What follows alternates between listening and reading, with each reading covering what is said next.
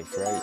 As I always promise, the closer we get to being fully monetized, is the more I want this to become an art focused channel. Like, it's about me as an artist trying to show like how I create things, how I go about being an artist, and maybe drop some gems. Maybe somebody could be inspired, maybe somebody could learn. I don't know, like, I just want to be an artist. I just want to make things, and we live in a time where we are capable of documenting ourselves as individuals and putting it out there in the world as content. I understand these things are risky for some, and like, you really are putting yourself out there, so like, it's a risk, but it's what I'm willing to do to become what I feel like I'm supposed to become. And I want to thank you all so much for the support so far, and so I'm sticking to my word. And as I said, closer we get, the more I want it to become art focused, like behind the scenes with murals and people I know in the art space, just creative content. That's all I want to do. So today we're going into this reaction video. I don't know, it says when an ordinary day turns to, you know, when shit hit the fans, I guess. So it's by They Will Kill You. You know how we do, we always subscribe. That easy, drop a like. It's 2 clicks, gang. You could do the same for me. And as you can see, I'm drawing NBA YoungBoy. So this is an hour and 32 minutes long. Maybe I could go the whole thing straight without having to get up, and in that space of time you'll see how I draw YoungBoy. I feel like I'm gonna just work on this side and progressively move that way to try and eliminate the amount of smudging and oil my hand might leave on the drawing. So that's a tip initially, you know, knowing where you want to start. Chilling footage revealed a man working at a scrap metal plant in Oldbury, England, just minutes before he was crushed to death. According to the Daily Record, Stuart Towns was hired by Trade Limited in Oldbury, West Midlands, 3 months before losing his life in the tragic accident on July the 24th of 2017. The footage showed the 34-year-old walking into an area underneath a hopper, which housed powerful engines used to feed a conveyor belt with scrap metal for processing. He was reportedly handling large pieces of metal that had jammed at the conveyor belt when other large pieces came crashing down, landed on top of him, leaving him with fatal head injuries that took his life instantly. Following the incident, an investigation by West Midlands Police and the Health and Safety Executive discovered that a safety gate on the machine had been broken. I did not Apparently, expect that. It was supposed to prevent workers from going into the area unless the mechanism was turned off. Investigators later discovered hundreds of health and safety breaches. They included a forklift truck lifting workers 18 feet into the air without safety rigging, and employees jumping up and down in a hopper to clear blockages. What? Staff were also caught on camera walking on a conveyor belt to clear blockages. The company admitted corporate manslaughter at Wolverhampton Crown Court in early 2022 and was fined around $2.5 million. 3 Trade Limited executives were held accountable as well. That's crazy. 55-year-old managing director Malcolm George and fellow director 46-year-old Kevin Pugh, along with health and safety manager 61-year-old Mark Redfern, admitted breaching health and safety laws and were individually fined as well, on top of the $2.5 million fine for the company. Number 9, probably out partying. 5 people were reported missing by their families on the morning of March the 4th of 20. I already know that this 2B is going to be a little too dark for what I want to do right here, right now. So I might try to find some sort of F or H. Here's a 2H right in front of me. Here's a straight H. And a F. Here we go. Here we go. Alright. This is the order right here. Bam.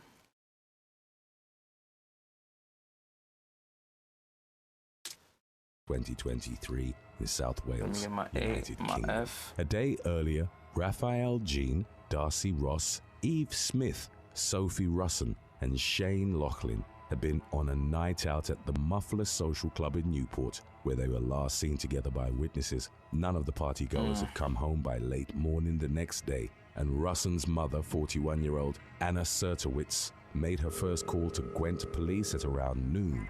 on March the 4th. She claimed to have made 10 calls that day, but the police kept telling her not to worry and that her daughter was probably out partying. Nevertheless, volunteers started forming search parties until 200 people were helping search for the missing adults. Eventually, on March the 6th, one of the search parties found Russon in a Volkswagen Tiguan's wreckage in some trees near a roundabout. By that time, the severely injured Russon had spent 2 days alongside 3 of her dead friends. The deceased were Eve Ross and Darcy Smith, both aged 21, and driver Raphael Jean, aged 24. 32-year-old Lachlan was found alongside Russon, also in serious condition. Both were taken to the hospital around 46 hours after the crash had taken place. That's crazy. It was determined that the group had traveled in the Volkswagen Tiguan from Newport to Porthcall's Treco Bay Caravan Park. They then left the site and went to the Pentwyn area of Cardiff, purportedly to drop off a 6th member of their group, Joel Lear, aged 28. After dropping off Lear, the group approached a roundabout near the St. Mellons area of Cardiff shortly after 2 a.m., where the Check me out now, gang. Now I got this 8B. Alright?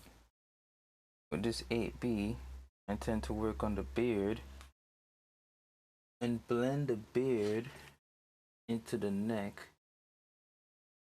Because the contrast there is like really dark. Right? Gotta get these lines out. I remember one of my professors once told me there's no such thing as a line in reality when you're drawing, and it's true. If you look at an object, see where this pencil meets the object behind it, that is not a line, that is just 2 pigments meeting. So when drawing, in reality, this line doesn't exist. That's why you have things like your kneaded eraser. With your kneaded eraser, you could like mold it, right? And it takes away ingredients. So your normal eraser would erase and remove entirely. A kneaded eraser would take away bit by bit by bit. So you might come at places like this, gently soften these lines, because in reality there is no such thing as a line. We aren't 2-dimensional beings. We live in a 3-dimensional space. You know, in your real eye can like see that this hand is a 3D object. If it was a 2D, then there would be a line at the edge, but there is no line. It continues behind, and your eye, because you have 2 eyes, one eye seeing here, the other eye seeing there. When the 2 images are open, or where 2 eyes are open, and the image becomes one, that's how you kind of see both sides at once, removing the illusion of the line. I hope that helps you out. I hope that was a really good tip. It actually really is, once you start to understand how to draw, like, it helps you out. Trust me, it does. A vehicle driven by Jean reportedly veered off the road and came to rest in a small copse of trees. According to court records, the group had been drinking alcohol and inhaling nitrous oxide, also known as laughing gas, prior to the accident. These details were disclosed by Leah in a behind-closed-doors hearing. In an ever sadder turn of events, it was reported that nearly 8 years earlier, Smith's sister, Zana Doyle, was also killed in a car accident. Their family had taken part in a television documentary in which they candidly allowed cameras inside the home after the death of Zana. Number 8. That's sad. Karen Lynn Gaskill Baker. North Carolina woman Karen Lynn Gaskill Baker went to an ATM on University City Boulevard in Charlotte, where her life was taken in what police called a heinous act of violence. The 48-year-old purportedly left her home early on July the 13th of 2022 to get some cash to help her father-in-law pay a bill. At around 6 a.m., she withdrew money from the Bank of America ATM. According to police, she was robbed and shot immediately after. Responding medics pronounced her dead at the scene. Charlotte Mecklenburg police released Orby. photos of a suspect who was later identified as Jawan Horton. 3 months later, the 24-year-old was arrested on charges of first-degree murder, robbery with a dangerous weapon, and possession of a firearm by felon. Records indicated that he was held without bond in the Pasquotank Correctional Institution. Number 7. Jill Greninger. In Muncie Township, Pennsylvania, 35-year-old Jill Greninger was working an industrial meat grinder at the Economy Locker Storage Company when a horror accident occurred shortly before noon on April the 22nd. That sounds bad already. Apparently no one saw what happened. Working in a meat grinder. Oh God, don't tell me she lost like a hand or something, son. To Greninger, but another employee turned off the meat grinder after hearing an unusual sound. Upon further investigation, the employee then discovered that Greninger had fallen into the machine. According to local coroner Charles Keisling Jr., the woman had been standing on a set of stairs on wheels shortly before the incident. Keisling said that this was a horrible accident, adding that it was unknown if she fell in or was pulled in, as she was perhaps reaching for something in the grinder, which was about 6 feet off the ground. Greninger had passed away by the time volunteer firefighters arrived at the scene. Officials reportedly spent 45 minutes disassembling the machine so the woman's remains could be recovered. Oh, Records indicated that Greninger's death was the first reported at the company. An investigation... That is extremely tragic, bro. Bro, they started this crazy, bro. I thought this was gonna be like some lighthearted, humorous stuff. Nah, bro, this is... These first 6 minutes have been OD. Son, that's so sad. Into the incident led by the Occupational Safety and Health Administration later found 11 serious violations, the agency said. Ultimately, the company was fined nearly $50,000 in civil penalties for violations in connection with the incident. Number 6. Maria Rawlins. At around 2:30 p.m. on May the 4th of 2021, a woman's lifeless body was found concealed in undergrowth. I got a homie named Rollins. Romford, England. The woman later identified as Maria Rawlins from Chelmsford reportedly suffered multiple injuries to her mouth, chest, and knee, as well as 13 fractured ribs. According to Sky News, the 45-year-old had visited King George Hospital in Goodmayes, Ilford, a day earlier following a fall. After receiving treatment, she left the hospital and got on a bus in Romford shortly after 11 p.m., where her path crossed with that of 21-year-old Valentin Lazar. CCTV footage revealed that after riding the bus for approximately 10 minutes, Rawlins got off the bus with Lazar following closely behind. Once the bus was out of sight, the young man forced Rawlins towards some shrubbery near the road.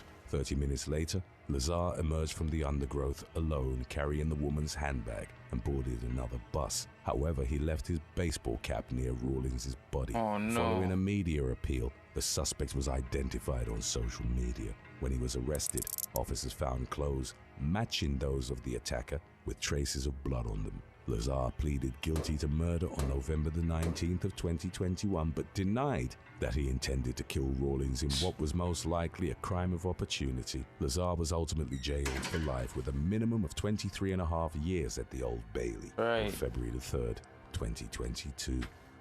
What's this? Number 5. My 3B. Kelly Kennedy.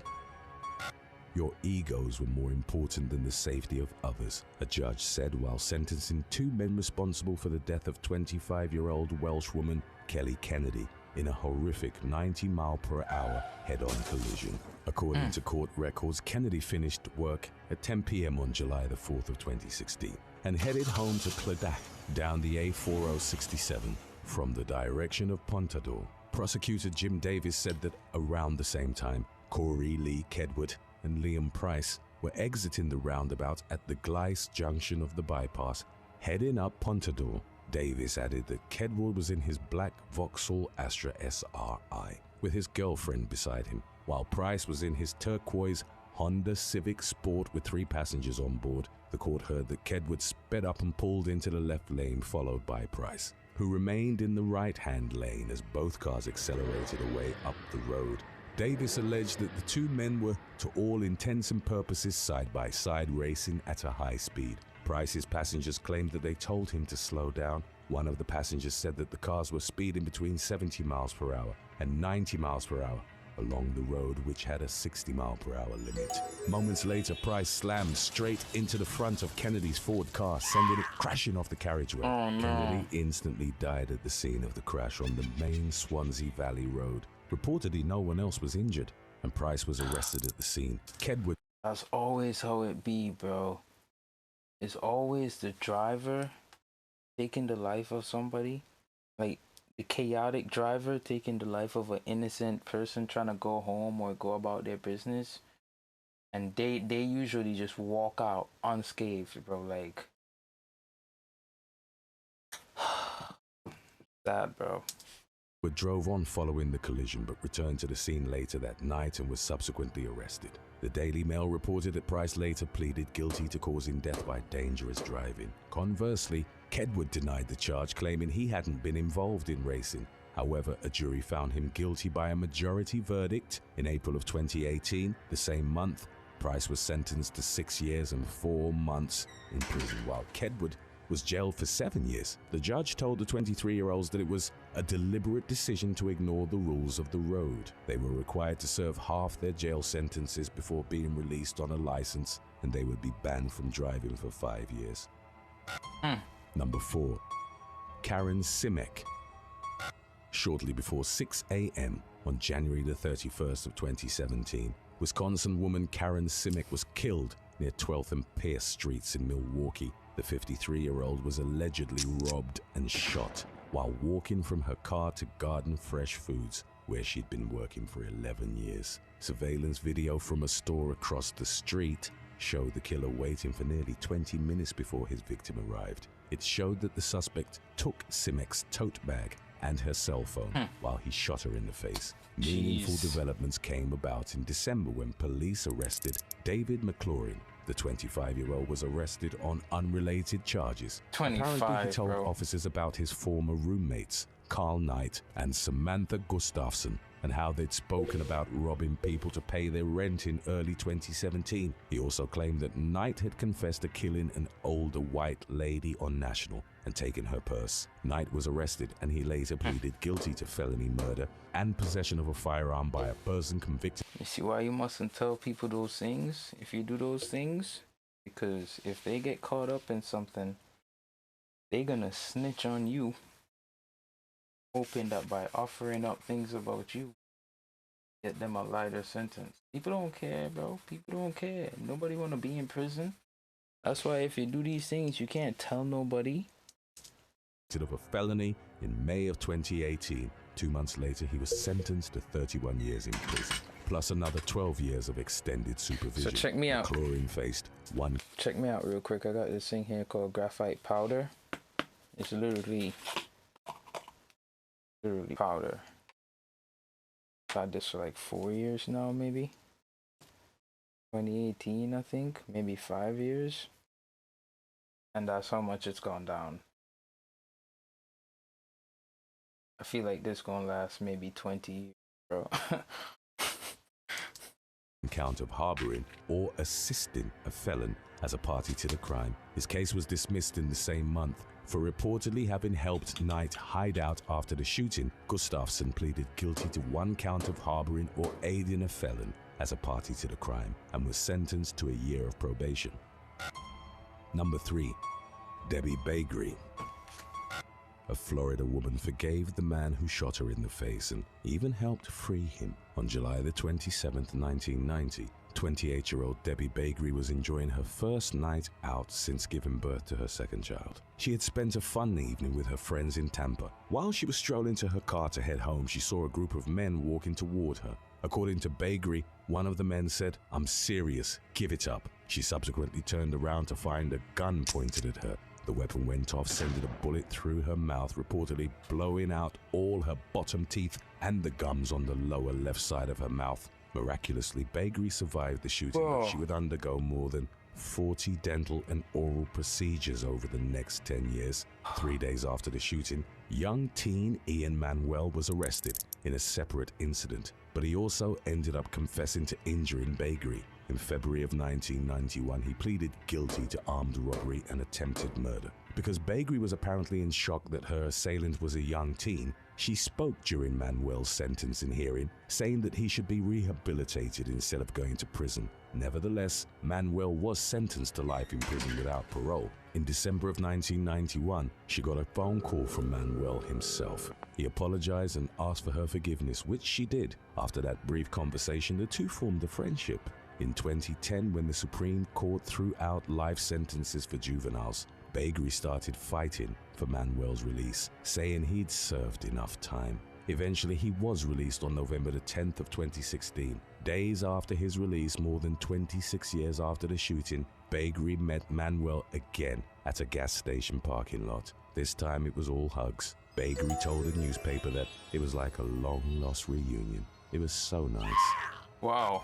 Number That is incredible. That woman has a heart of gold, bro. What? We need to protect her. That is crazy. Y'all hear that story, gang? That is the nicest thing that we've seen so far. Like, what? Somebody shoot out your bottom jaw, basically. Oh, that probably was so painful. Oh my goodness, that was probably so painful, bro. Shoot out your bottom jaw. You forgive them, so much so that you end up fighting for their release. And then when they get out, you and them go meet up at a bar, bro. That's crazy, bro. That's definitely turning the other cheek. Number 2. Kayla Winkler. A New Jersey man was handed a 25-year prison sentence for killing a woman at the Arbors apartment complex on Linola Road in Maple Shade. The ordeal unfolded shortly after 2 p.m. on February 23rd of 2020, during which local law enforcement responded to the location on a report of gunfire.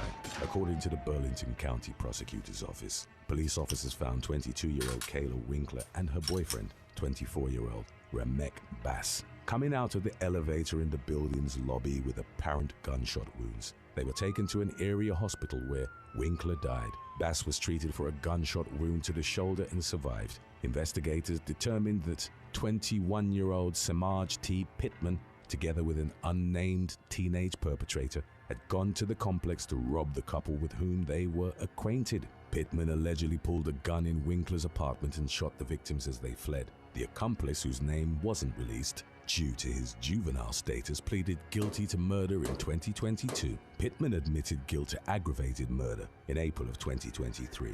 He was ordered to serve at least 25 years in prison under his sentence that was imposed on September the 22nd of 2023.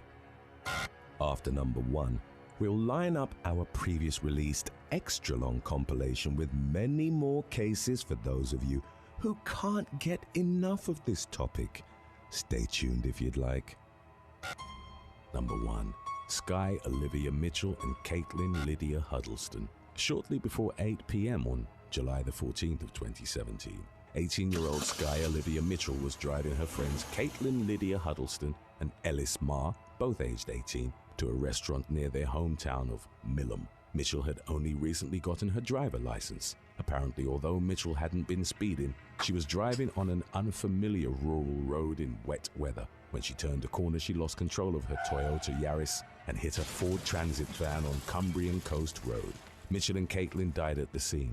Ma, who was in the back seat, survived. She and the 51-year-old driver of the van were airlifted to the hospital. Investigators determined that no one involved had consumed any alcohol or other banned substances. It was just an Coroner accident. Robert Chapman ruled that Mitchell and Caitlin had died from multiple injuries. At the inquest into their deaths, Chapman reportedly called for a phased licensing system to be introduced in the UK, restricting young, newly qualified drivers from carrying passengers until they'd been driving for 6 months or more. A 19-year-old university student was kidnapped and murdered by a man who'd offered to help her replace her flat tire in September of 2019. At approximately 8 a.m. on the 24th of the month, physiotherapy student Mariana Baza departed from a gym in Bariri, Brazil, with a friend. After her colleague had already left for work on her motorcycle, Baza noticed that one of the tires on her car was deflated. A passerby, later identified as Rodrigo Pereira Alves, aged 37, approached the young woman and offered to assist her in fixing the flat. CCTV footage from the exterior of the gym captured the initial interaction.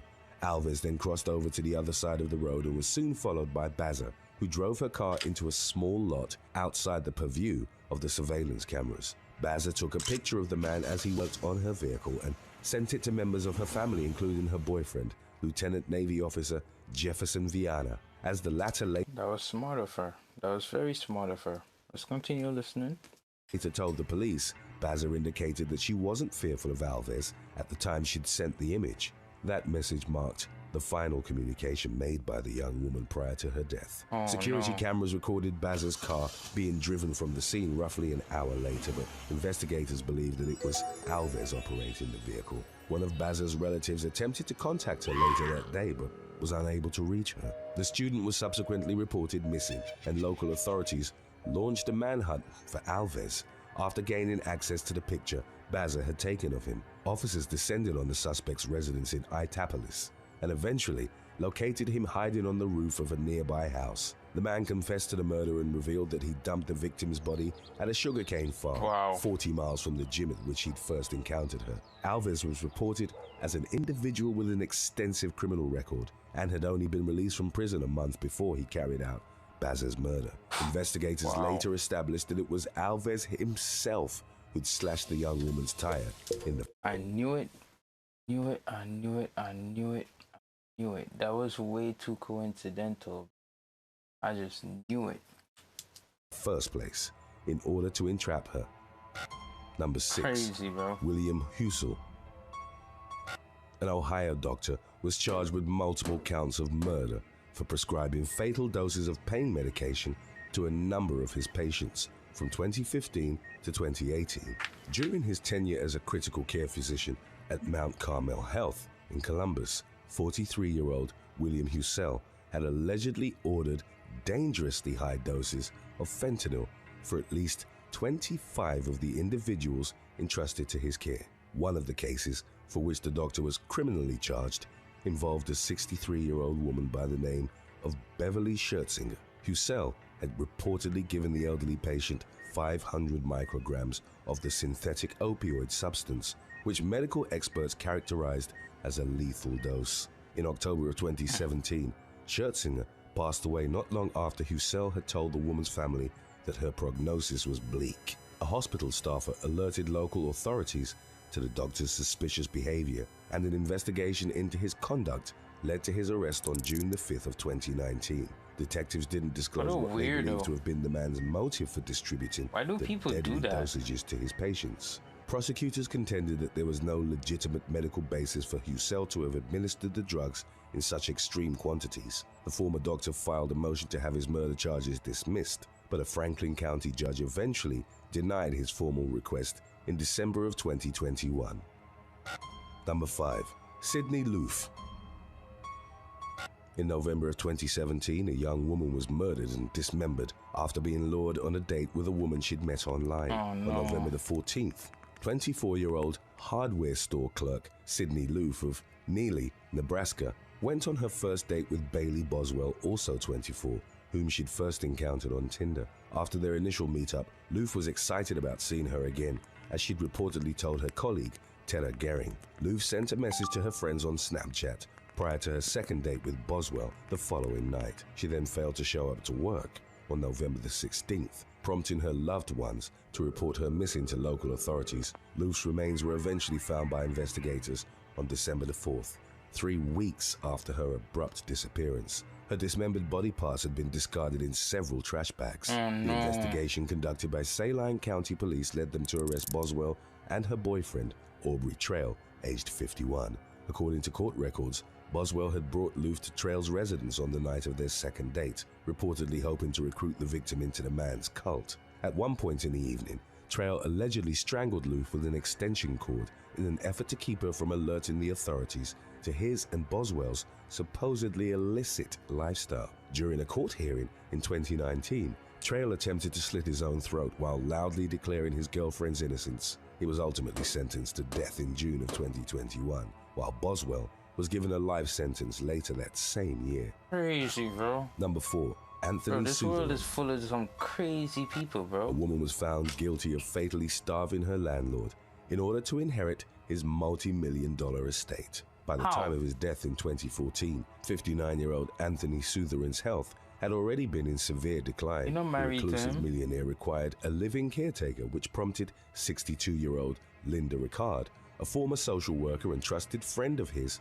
to move onto his farm in South Newington, Oxfordshire. Ricard subsequently orchestrated a plot to steal the wealthy man's fortune by forging his wills for him and his elderly mother that made herself a beneficiary of his estate. The woman successfully convinced Michael Dunkley, Denise Neal, and Shanda Robinson to sign the fraudulent will as witnesses. Ricard then proceeded to deprive Southerland of food and medical care in order to accelerate his imminent passing and hasten her coming into control of his wealth. She discouraged visitors in an effort to conceal the fact that the old man had become dangerously emaciated.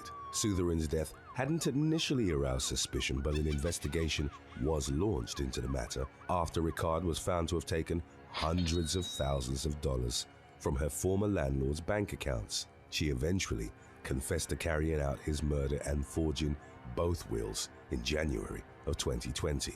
Dunkley, Neal, and Robinson were all found guilty of fraudulently signing said wills and were sentenced to prison terms varying in length from 24 to 32 months. Ricard was jailed for a minimum of 28 years, while her husband was sentenced to 10.5 years himself. Wow. Number 3. Gabriel Ujlaki. Bro, I got some real schemers out here, bro. And you hear that? She used to be his friend, bro. To be his friend. That's crazy, bro. That's why you can't trust too many people, bro. A teenager from Nevada was abused and murdered by a close friend in March of 2020. Here we go. The victim was identified as Spring Creek Another resident friend. Gabriel Brittany Ujlaki, a self-described cowgirl with an expressed passion for horses. The young woman had been reported missing on March the 8th. 3 days later, her body was found with slash wounds on her throat in a remote area of the desert near the city of Elko. On March the 19th, the Elko County Sheriff's Office announced in a press release that they'd arrested Bryce Dickey, aged 18, whom the victim had known from the rodeo circuit for many years.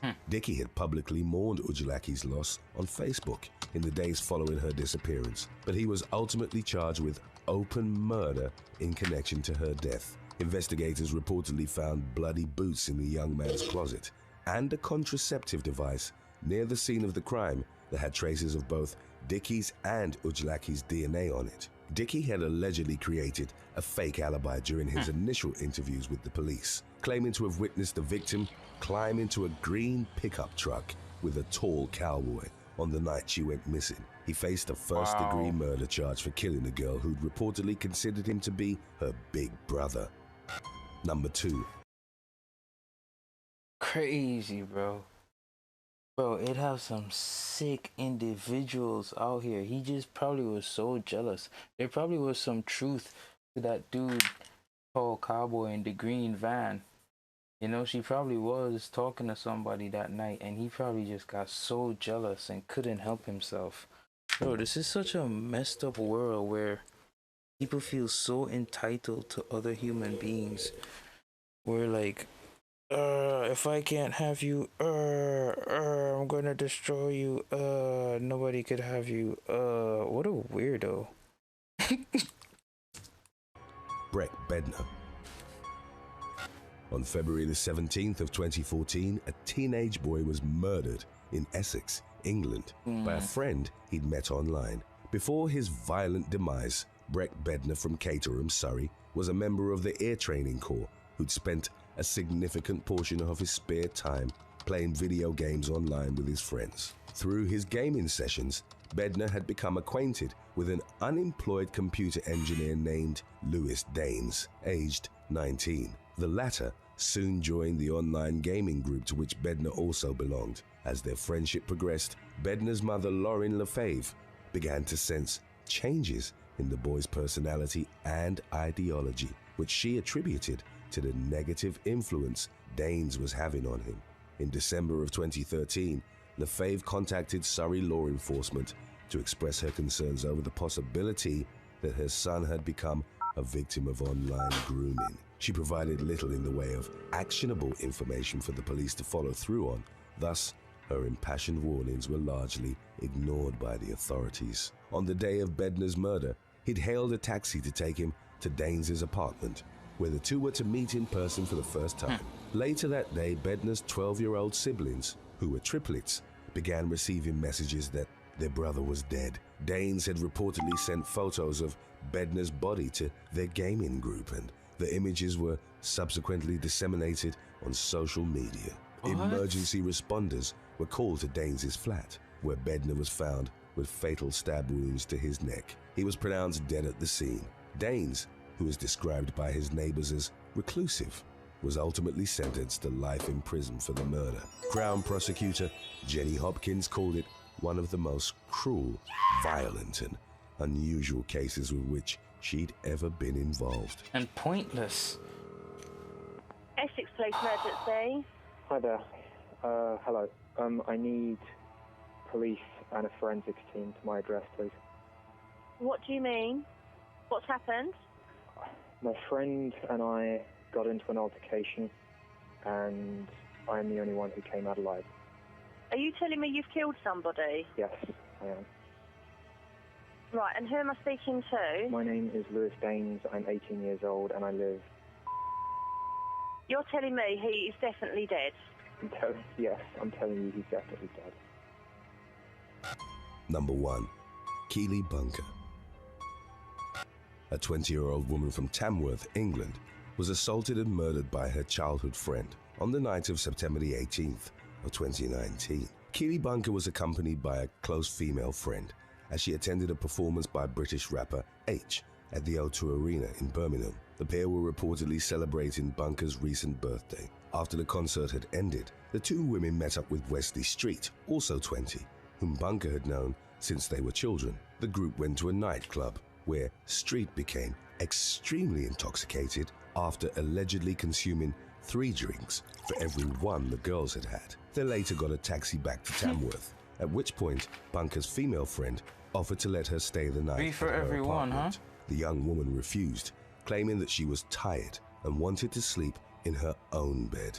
Bunker also said that Street would walk home with her and ensure she got there safely. The following day, Bunker's uncle found her lying face down in a brook in Wigginton Park. Oh, her no. lifeless body had been hidden beneath a pile of branches. A post-mortem examination of Bunker's corpse was performed, during which it was determined that she'd been strangled to death. Street's DNA was found on her body, and he was subsequently taken into custody and charged with murdering his trusted friend. He claimed to have Jeez. accidentally killed the young woman as they supposedly engaged in consensual relations, but he was ultimately sentenced to life in prison. Number 8. Yesenia Morales. On July the 18th of 2021, a Colombian lawyer and her boyfriend went to a popular bungee jumping spot that was located on a bridge in the town of Omaga. Having never bungee jumped before, 25-year-old Yesenia Morales was later described to have been quite nervous while awaiting her turn in line. There were approximately 100 people on the viaduct that day, and subsequent reports indicated that Morales and her boyfriend were roughly the 90th visitors to take the plunge into the 150-foot gorge. Oh, no. Morales' partner was up first. After attaching the bungee cord to his ankles, the workers gave a signal that he was prepped and ready to jump. Morales, in a state of confusion, brought on by her extreme anxiety, misconstrued the signal as being meant for her, and she mistakenly jumped off the bridge without a cord attached to her. Oh, the young no. woman's tragic leap was recorded by another tourist on a nearby cliff, and the video was widely shared on social media in the incident's aftermath. Horrified and distraught, Morales' boyfriend raced to the bottom of the valley and came upon her unresponsive body, at which point he fruitlessly attempted to perform CPR. By the time emergency services arrived at the scene, Morales was already dead, Bro, and a post-mortem what? examination later revealed that the young woman had suffered a heart attack before impacting the ground. Number 7. What? Bro, it really have people, bro, nerves. It really have people out there who be so nervous, bro, that they would just do the dumbest thing in any situation, bro. Like, that is actually a thing, bro. I feel it's the food, bro, because, like, RIP to her, but that's crazy, bro. That's crazy, bro. It really have people like that, bro. That's the thing. That's the crazy part, for real. It got people really like that, bro. Maggie Taraska. Student pilot Maggie Taraska experienced an aircraft malfunction during her first solo flight. On September 9th yo, of 2018, I know about this. The This was 17-year-old began her crazy. journey at the Beverly Regional. This little girl, well, I'm not gonna say little girl. She like a young teen, but this was a good story. This is crazy. This is a good story. Listen to this one, gang. Airport in Massachusetts, with a course set for Portland, Maine, roughly 90 miles away. Shortly after taking off, however, the plane Taraska was piloting lost its right main landing gear wheel. Speaking after the incident, the teenager detailed how she desperately tried to suppress her overwhelming stress and anxiety as she coordinated with the air tower on how to land the craft safely. Beverly Airport manager Gloria Bouillon later revealed that Taraska became emotional upon being informed that she would need to perform an emergency landing with only 2 of the plane's 3 wheels. Well, of course. The pilot reportedly circled the strip for about 30 minutes until she felt comfortable and calm enough to land. Taraska's mother and father, both of whom had ample flight experience, nervously watched from the ground below as their daughter approached the runway on which she'd been told to direct her landing. To assist in the teenage pilot's dangerous and nerve-wracking maneuver, the airport temporarily shut down so as to mitigate potential distractions. With help and support from her personal instructor, Taraska was able to land the plane successfully without sustaining any injuries. Number 6. Nicole Moore. In 2021, Nicole Moore's improbable story gained international attention after the woman revealed that she'd gotten pregnant nearly a decade prior, in spite of never having had intercourse. According to the 28-year-old supply teacher from Portsmouth, Hampshire, she suffered from a medical condition that precluded her from having intercourse or using certain conventional feminine care products. Moore and her boyfriend reportedly found alternative ways of being intimate with one another, which ultimately led to her unintentionally getting pregnant at the age of 18. After her story was widely disseminated on social media, Moore was playfully nicknamed Virgin Mary. The young woman detailed how she didn't officially lose her virginity until she was already 5 months pregnant, which she'd accomplished with the help of a physical therapist who'd reduced the severity of her condition. Number 5. The Russian first. What? How? How did he seduce the severity of her condition? Is you like dropping hints somewhere? What is this? Maybe I should do some research on that one. First-time flyer. In July of 2017, a video surfaced online of a bloodied airplane passenger shouting hysterically and aggressively punching the seat in front of him. Whoa. The viral clip was reportedly captured during a Red Wings flight from Moscow to Antalya, Turkey. According to the Russian news outlet Moscow 24, it was the unidentified man's first time flying in an airplane, and he'd reportedly attempted to calm his nerves by consuming alcohol.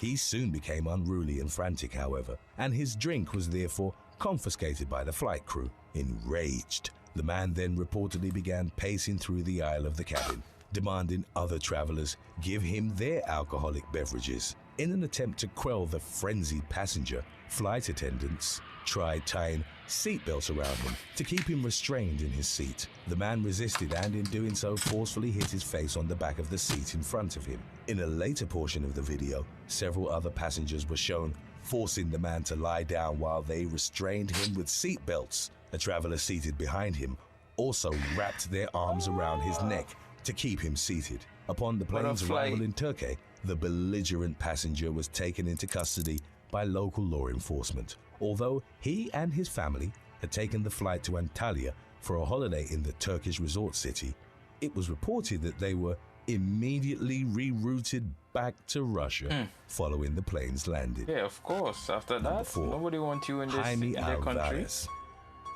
Jaime Alvarez, Tripping. a public defender from Santa Clara County, California, took a trip to Spain in July of 2019 to take part in the annual Running of the Bulls in Pamplona.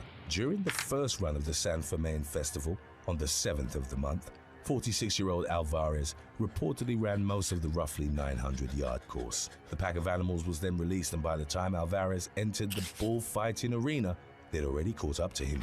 Threatened by the raging bulls, he scaled a nearby fence for safety and waited until most of them had left the area to climb down. He then pulled out his cell phone in order to capture a selfie, which he wanted as a souvenir from his first visit to the famous Spanish festival. Before he could take the picture, however, Alvarez was trampled and gored by a charging bull that had strayed from the rest of the pack. The tourist later recounted how he didn't realize the extent or severity of his injuries until he touched his neck and his hand came away covered in blood.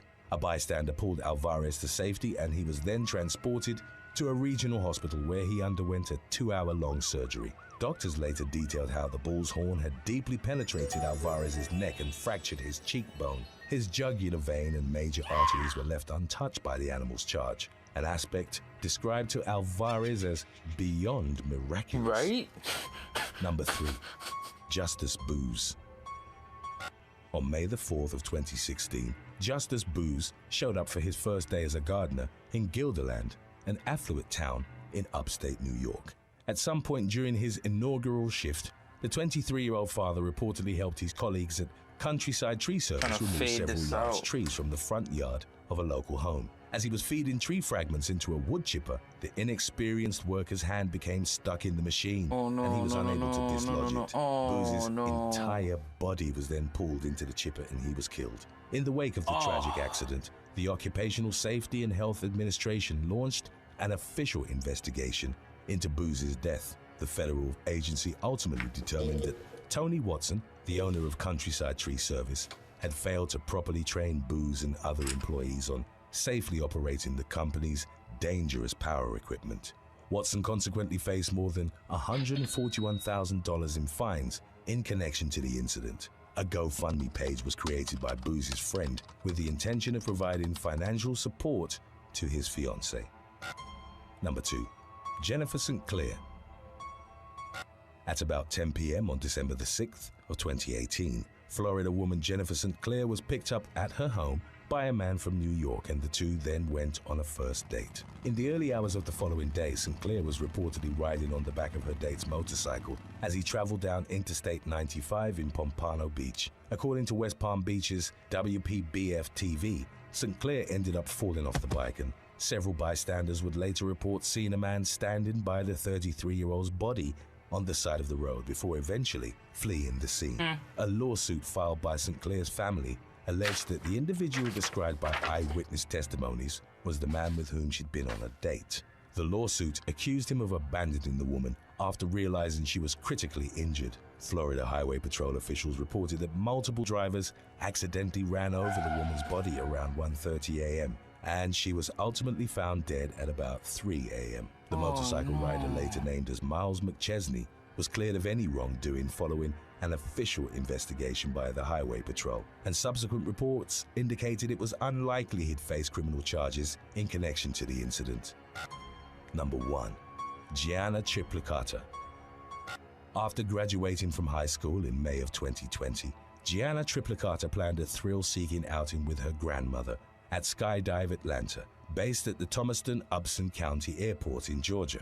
The 18-year-old had long been considering skydiving, and on July the 12th of that year, she followed through on her wish. On the day of her first ever jump, Triplicata was paired with an experienced skydiver named Nick Esposito, aged 35. As detailed in subsequent reports on the incident, their primary parachute failed to open properly during their mid-air descent. Upson County Sheriff Dan Kilgore later revealed that their emergency chute did ultimately deploy.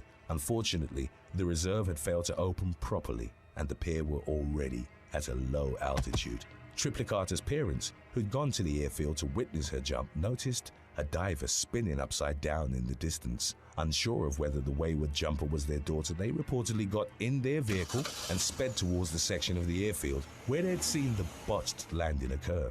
A sheriff's deputy was already at the scene, however, and he kept the teen's parents away from the diver, whom they learned was, in fact, their daughter. Both so Triplicata and Esposito died at the scene following a devastating impact. The fatal incident was described as a freak accident in the wake of the two deaths, and a GoFundMe campaign was set up by family friends of the Triplicatas in order to help cover the cost of funeral expenses.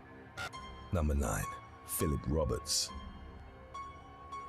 In late January of 2015, at a 24-hour fitness facility in Irving, Texas, a man randomly stabbed another gym goer while she was on the treadmill. Local authorities were first called to the gym after witnesses had noticed suspicious behavior from 32-year-old Philip Roberts, who was wearing a trench coat and carrying a suitcase. Roberts had been working out with a guest membership, and regulars at the gym had seen him with his suitcase before. Another call was placed roughly 20 minutes after the first to report that Roberts had repeatedly stabbed a woman with a screwdriver. Justin Harper, a former police officer for the Blue Mound Police Department, was working out only a few feet from where the attack had occurred. Roberts had approached the unnamed victim as she was walking on the treadmill and stabbed her in the back. Afterwards, both he and her fell in front of Harper's treadmill. The former officer and another gym goer tackled the attacker and held him to the ground. Harper later told a media outlet that he suspected Roberts had mental health issues, noting that he had a crazed, glazed-over look in his eyes. It was only after the police had arrived at the scene that Harper saw Roberts had a particularly dull Phillips head screwdriver with him. The victim was rushed to a Dallas hospital with 3 puncture wounds to her neck and back, from which she was reportedly left with a punctured lung. Fortunately, she wasn't described as being in life-threatening condition. According to Harper, whom the victim's husband thanked for his intervention, Roberts had told the police that the attack had simply popped into his head. He was charged with aggravated assault with a deadly weapon and held on $100,000 Popped bail. into his head. Number 8. Charles Lalonde. In the summer of 2018, a video began circulating online of a teenager who was violently thrown out of a gym in Montreal, Canada, for deadlifting too loudly. On August the 2nd, Charles Lalonde, aged 19, had set up his phone to record himself as he pulled 350 pounds at the BuzzFit Center. He was planning on sending the footage to his trainer, but it ended up showing the altercation instead. As Lalonde was making his lift attempt, another man, wearing a tank top with the word "animal" printed on it, aggressively approached him. He stepped on Lalonde's barbell and pushed it down, causing the teenager to abruptly drop the heavy weight. What? The move could have resulted in Lalonde being seriously injured, and although he wasn't hurt, the video would show him wincing in the moments that followed. A heated exchange ensued in which the other man repeatedly told Lalonde, "You're out," before pushing him into a wall. The teenager had reportedly been warned by gym staff in the past about his loud deadlifting, and told that he had to place shock-absorbing mats under the discs if he wanted to continue using the facility. But he have complied, done but the there. other weightlifter, who wasn't reported as a BuzzFit worker, took it upon himself to kick him out. The video of the confrontation went viral in the aftermath and has been viewed over 9 million times on YouTube alone. Staff banned the unnamed aggressor from the gym, while Lalonde was offered a year-long free membership to his dream gym in Montreal, SSP Barbell Club. Number 7. That's what's up. Like, come on, bro. I'm telling you, bro. The ego of some men, bro, is like, bro, like, what? What gives you the right to just get up and, bro, that could have gone so bad, bro. That could have broken that kid's shins. Like, what if it fell on one of his toes and you crushed his toe? Like, and this, bro, you see why crime can't stop? Because a cycle, bro. Like, what if you did something like that and you hurt him, and then he got a family member with a mind like mine who will, or not just mine, but anybody who wanna, like, bro, what, you know what I mean? Return the favor, you know, and then it escalate every time, and that's how the cycles continue, bro. So in order to have a peaceful life, we need to, like, be able to control ourselves from the rip, to not create situations. It's so crazy that some people will just get up just get out of their own body and just go create drama, bro. Like, literally go and create drama. Where do you get off doing that, bro? Like, what does that do for you, bro? I will never understand that, bro. 7. Essex Gym Altercation.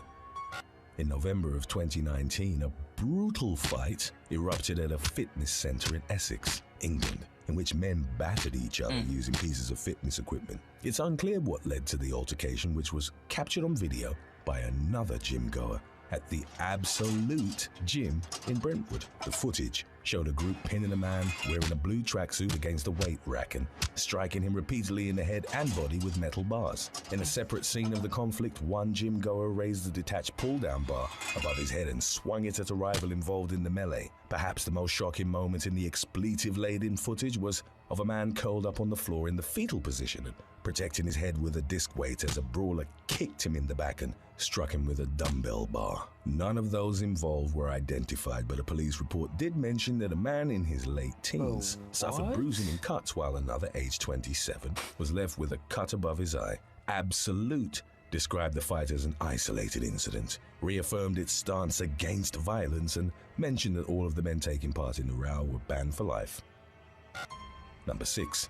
Blythe Mason Boyle. In March of 2019, shortly after leaving the Energy fitness gym in Birmingham, England, a young woman was viciously attacked by a carjacker in his late teens. Blythe Mason Boyle, aged 24, had just finished her workout and was heading to her Audi A1 parked on Coventry Road, Sheldon. Majid Ali approached the woman and without provocation or warning, struck her in the head with a hammer. Before Mason Boyle could regain her composure, he drove off in her vehicle. The victim suffered cuts to her face and a shattered eye socket, which resulted in permanent vision damage. Photos released by the police would show her with a severely swollen eye from which blood poured down to her chest. Mason Boyle would also need counseling in the aftermath to overcome the trauma of her ordeal. Local authorities were tipped off and identified Ali as the perpetrator, locating the Audi within 24 hours of the violent carjacking. Why would you do that, The hammer used bro? in the attack was found hidden underneath a sofa bed after a warrant was executed at his Spark Hill home. 18-year-old Ali denied charges of robbery, possession of an offensive weapon, and wounding, but the police proved he'd been responsible. Look at this guy, bro. What a clown, bro. Like, you just destroyed this woman, bro. For no reason, bro. Bust open her eye socket and now she's traumatized. To take her car, her Audi A1, bro. Come on. Come on, bro. That's not a Nissan B14, bro. That's an Audi A1. You're not gonna just flip that. You're not gonna just hold that for 3 months. You're not gonna just have that, bro. Like, you're not gonna just get rid of that, bro. Like, come on, bro. You're just dumb. It's dumb. Like, you punching above your weight level there, bro. Like, some vehicles you just don't go take, bro. That could be that could be tracked and recovered way too easily, bro. Like, it's just stupid. So you did all that for no reason, bro. You literally just traumatized somebody probably for the rest of their lives and physically damaged them for the rest of their life. They will never forget what you did until the day they die for no reason, bro. I would delete you. I, as a judge, would sentence. No, bro, it has no reforming for that, bro. You grown, bro. Look at you, bro. And then you giving all of your people a bad name, bro. Look at it. Look at this Caucasian woman and look at this Indian descent, right? You giving all your people a bad name, bro. Come on, bro. Noted he felt no remorse over the attack. Ali was found guilty less than a year after the incident and was given a 2-year and 9-year sentence to run concurrently. Number 5. Jaime Antonio Mesa.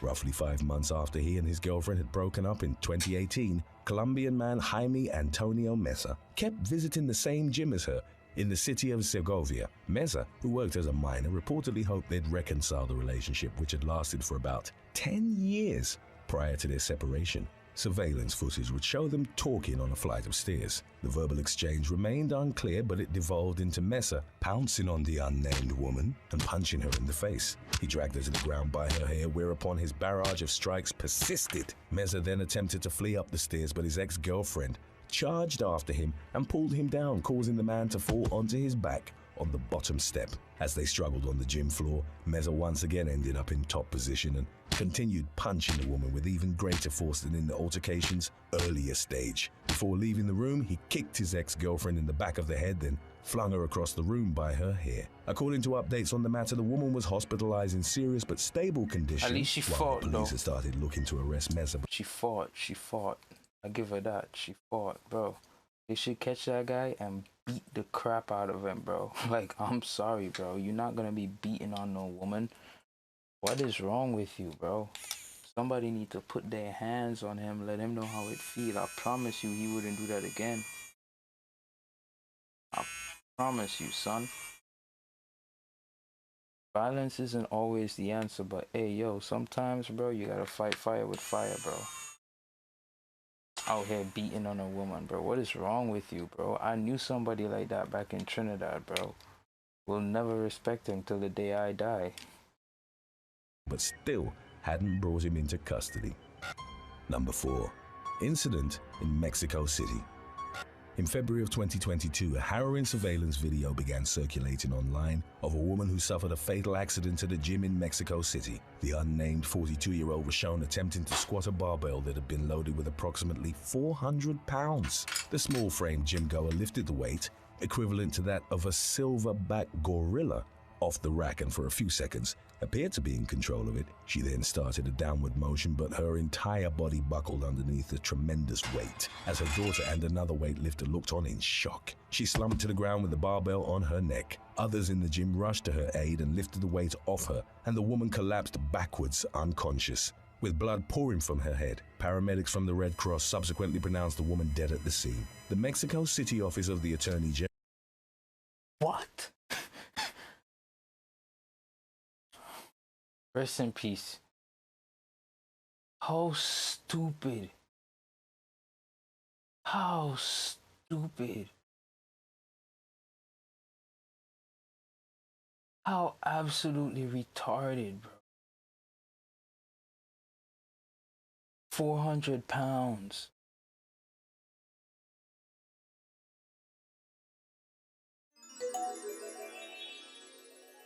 General launched an investigation into the incident, but no further information was made available to the media as of early March 2022. Bruh. Number 3. Christmas Abbott. TV personality Christmas Abbott narrowly avoided serving a jail sentence following an incident outside a gym in Tampa, Florida in August of 2018. Abbott, who a year prior had finished 3rd on the 19th season of Big Brother US, had recently found out that Benjamin Bunn, the father of her child, had been having an affair. The CrossFit star was 8 months pregnant at the time, and she drove to the gym, which was owned by Bunn, to confront him and the alleged mistress, named as Samantha Morse. Upon entering the facility, she started screaming at Bunn while referring to Morse as a pathetic homewrecker, and threw an iced coffee across the room. Once outside, she got into her Mercedes-Benz SUV and rammed Morse's car multiple times. When an officer arrived at the scene, Abbott began crying and confessed to have lost it and crashed her Benz into the car because its owner had been allegedly sleeping with her child's father. Due to the advanced state of her pregnancy, the arresting officers didn't take her into custody, but issued a warrant that would allow Abbott to turn herself in after she gave birth. On October the 8th, about a month after her son was born, the TV personality faced the legal consequences of her car-smashing rampage and was charged with felony criminal mischief. Following a plea agreement, she was sentenced to 12 months probation and 25 hours of community service, ordered to pay $1,357.95 in restitution and complete an anger management class.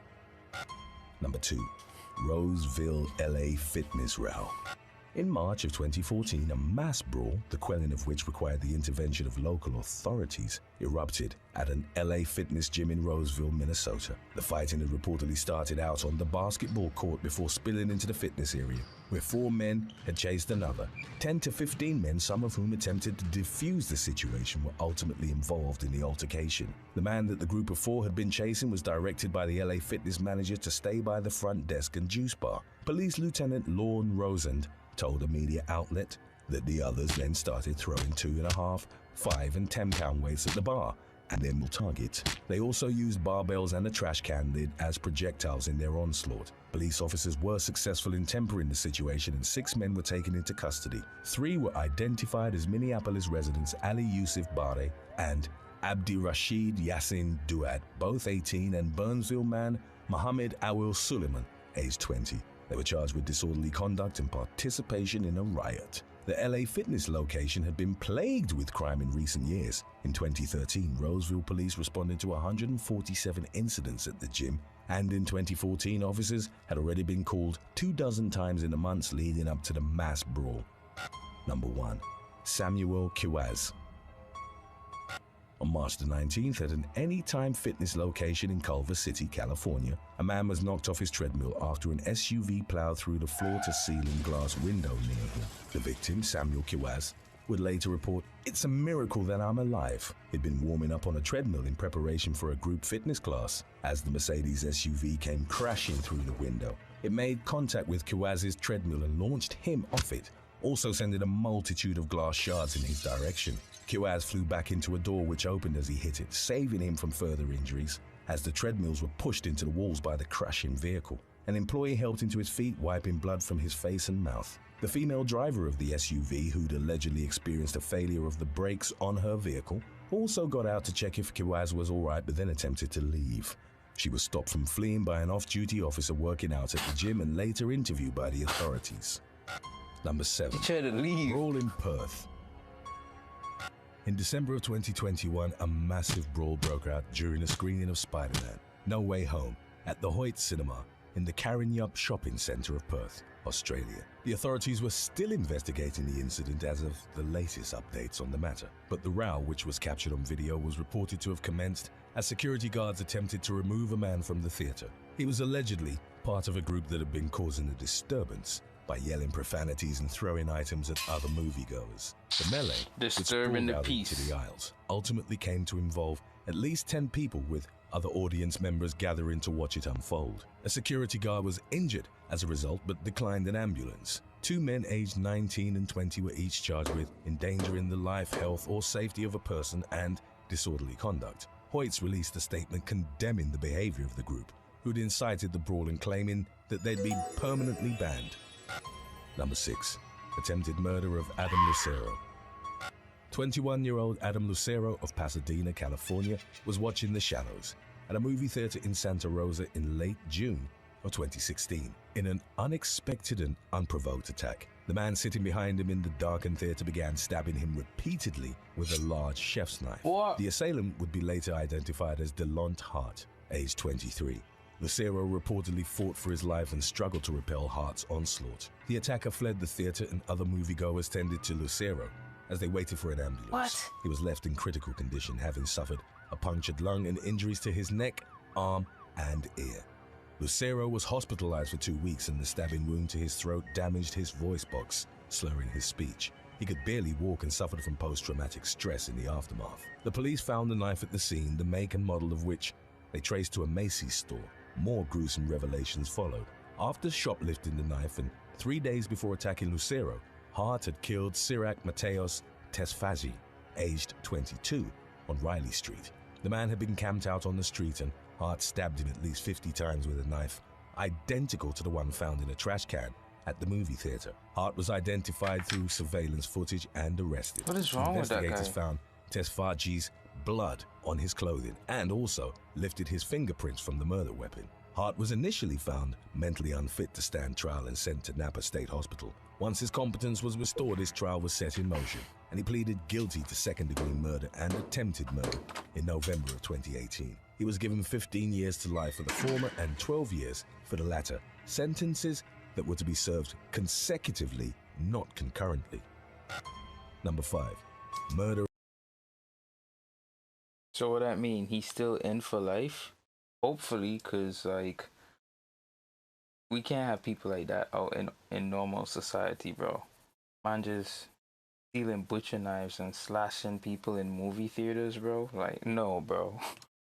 Of Anthony Barajas and Kylie Goodrich. On July the 26th of 2021, TikTok influencer Anthony Barajas, aged 19, was on a first date with 18-year-old Kylie Goodrich at a movie theater in Corona, California. They had dinner and at 9:35 went to see The Forever Purge, a movie about a national holiday in which all criminal activity, including murder is legal for a day. Aside from the two teens, there was only a group I of actually 4 like that men in movie. the theater. That's One of them series. was 20-year-old Joseph Jimenez. His friends ultimately left because Jimenez was acting strangely, reportedly by mumbling and talking to himself, and after he'd led them to believe that he was armed. Only he, Barajas, and Goodrich remained in the theater. During the movie, he shot both teens in the head, execution style, at point-blank range. They sustained critical gunshot injuries and were found by cleaning staff at around 11:35 p.m. Goodrich, a student at Grand Canyon University, was pronounced dead at the scene, while Barajas was put on a life support and ultimately passed away a few days later. Jimenez had no prior connection to his victims, and the shooting was determined to have been completely random. Riverside County Sheriff's deputies tracked him down through the friend who'd bought the movie tickets. Upon their arrival at his home, a trailer in El Cerrito, deputies saw Jimenez yelling and waving a gun. They took him into custody without... Here what's going on, gang. I feel like his two friends, I mean, you can't hold them accountable, but his friends that left, they knew him. These other people didn't know him. You should have some sort of understanding to your homie, yo. Like, they should have took him with them, not leave him with the two strangers if he tripping like that. Like, that's crazy, bro. And y'all believed he was armed already, and y'all just left, and y'all left the two strangers there, bro.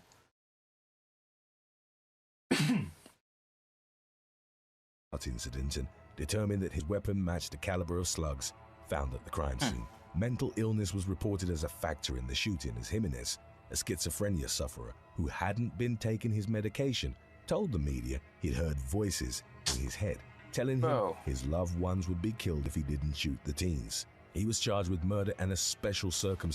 Bull. I call bullshit, bro. No, bro, I don't believe that. Stance of lying in wait that made him eligible for the death penalty. Number 4. Atiq Rafiq. Englishman Atiq Rafiq and his wife Aisha Sada went to Birmingham's Star City Cinema on March the 9th of 2019. The 24-year-old bought seats in gold class for screen 17, and at some point during the movie couldn't find his keys and phone. He knelt down and began searching for them with the seat's motorized footrest in a raised position. Rafiq went under the seat and the footrest then automatically started lowering on his neck. An engineering expert later performed tests on the chair and determined that the father of one's neck had been compressed with roughly 3/4 of a ton of pressure. Sada tried to stop the footrest but couldn't identify the buttons to operate it. 10 to 15 minutes had passed before the moviegoer was released, at which point he turned blue and was in critical condition. Rafiq died at Heartlands Hospital on March the 16th after suffering a catastrophic lack of oxygen to his brain. An inquest was carried out and the cinema was fined over $1 million in 2021 after admitting to have failed in assessing the risks associated with the motorized chair. A judge described it as an accident that never should have happened, and the court was told that the reclining chair had been missing a bar that would have allowed Rafiq to be freed manually. Jeez. Number 3. Kerry Carmen. In 2018, a woman and her father were charged with endangering the welfare of a child following an incident in which the former had dumped her popcorn on a stranger's toddler. 25-year-old Kerry Carmen and her father Charles, aged 61, were watching Star Wars: The Last Jedi at a theater in Long Island, New York on January the 2nd. Sitting next to Carmen was Celia Riggs and her 2-year-old daughter Harley. At one point during the PG-13 movie, Harley asked her mother for some popcorn.